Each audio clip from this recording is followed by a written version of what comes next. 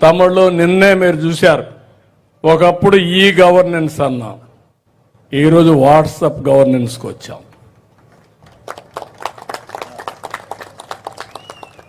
ఒకప్పుడు మీ వద్దకు పాలన అన్నాం, ఈరోజు మీ చేతిలో పాలన. ఎక్కడికి పోవాల్సిన పని లేదు.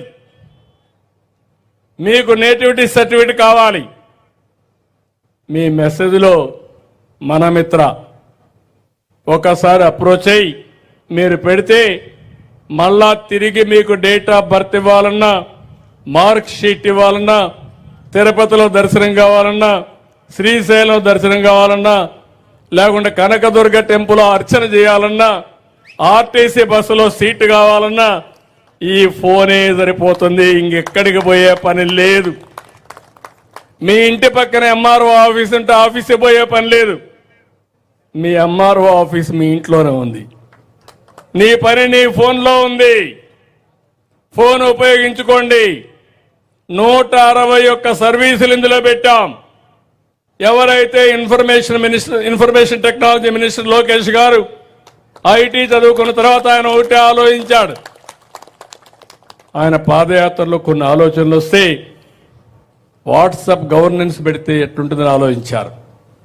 మీరందరూ కూడా మీ ఇంట్లో వాళ్ళందరూ వాట్సాప్ పెట్టుకుంటారు. మీ కులానికి సంబంధించిన నాయకులందరూ వాట్సాప్ పెట్టుకుంటారు. మీ స్నేహితులందరూ వాట్సాప్ పెట్టుకుంటారు. అంటే 10 మంది కలిసి ఎప్పటికప్పుడు మెసేజ్లు ఇవ్వాలంటే ఇచ్చుకుంటారు. ఇప్పుడు నేను ఆలోచించింది, రాష్ట్రంలో మీ అందరికీ సేవలు అందించడానికి వాట్సాప్ను ఉపయోగించి రేపు ఎవ్వరికీ ఇబ్బంది లేకుండా ఏ పని కావాలన్నా మీకు చేసే కార్యక్రమానికి శ్రీకారం చుట్టాం. అది 161తో ప్రారంభమైంది. భవిష్యత్తులో ఇంకా అన్ని సేవలు కూడా మీకు ఇస్తామని చెప్పి కూడా నేను మీకు తెలియజేస్తున్నా.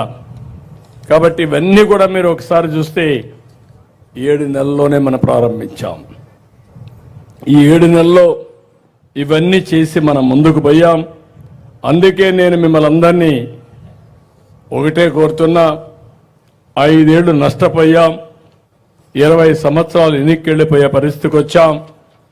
ఈరోజు మనం గుర్తుపెట్టుకోవాల్సింది, ఇవన్నీ జరగాలంటే మీరు కూడా అడ్డదారిలో ఆలోచిస్తే మనం అనుకున్న డెస్టినేషన్కి చేరం.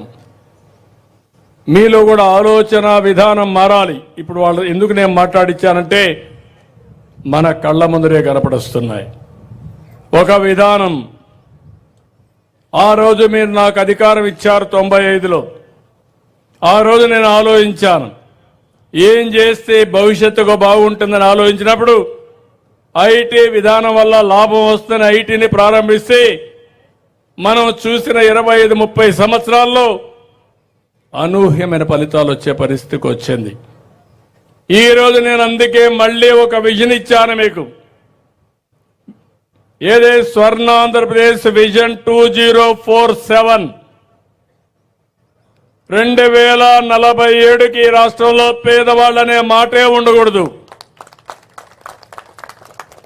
ఆర్థిక అసమానతలు తగ్గించాలి.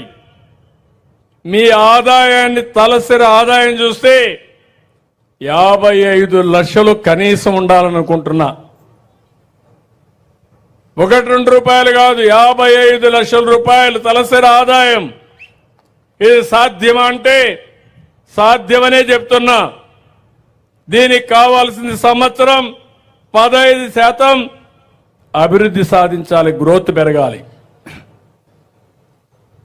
14-19లో 13.5% పెరిగాం. తర్వాత వచ్చిన ప్రభుత్వంలో 10 కంటే తగ్గిపోయాం. నిన్నొచ్చిన మళ్ళీ ఒక సంవత్సరంలోనే 12.94% పెరిగాం. నేను అదే ప్రణాళిక తయారు చేశాను. రేపు రాబోయే 24 సంవత్సరాలు 15% గ్రోత్ వచ్చి భారతదేశంలో నెంబర్ 1 రాష్ట్రం ఏదంటే దానికి చిరునామాగా ఆంధ్రప్రదేశ్ ఉండాలి. తలసరి ఆదాయం